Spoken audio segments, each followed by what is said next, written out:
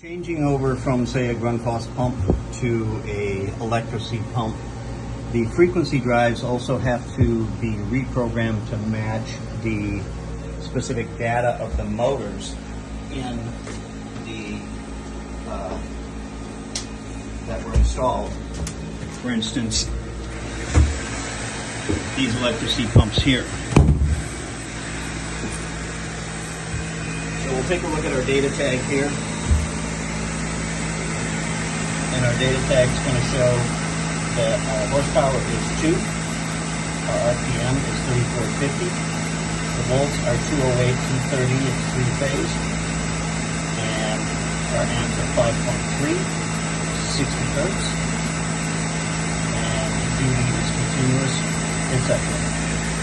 We're going to take that data,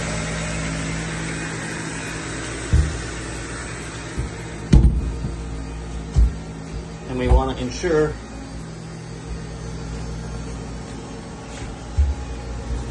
that our frequency drive is set similarly, because some of the motors are different and their RPMs. So we'll go to the main menu button, and I'm just going to back out a little bit. So we're in our main menu button here. Again, if I back out, I'm going to scroll to, you can see general settings, and I'm going to scroll to motor selection. I'm just going to hit this. The one thing we want to check is make sure it's set for asynchronous. The next is we're going to go down to 1-2 motor data. And again, we're going to confirm that these settings match the motor. So we were a 2-horse motor, we're at 2 horse. If those are incorrect, we press this button and we can adjust it. Now, if you go to adjust it and it says access denied, or you need to enter a passcode, it's going to come up with multiple zeros across the top. When it does that, to enter in the code, it's basically pressing all 4 buttons simultaneously. You press and hold those, just press and hold them for a little while, nothing will happen until you release them, then it will say code accepted. Then you'll be able to make this change. We hit OK, and we lock that setting in. We're going to set our setting to 230 volt. We are 3-phase, not the 208. We're going to have that set at 230 and not at 460 or 208, but 230. Again, our frequency is 60 hertz, as the motor stated, so we're going to set that to 60 hertz and make sure it is set there.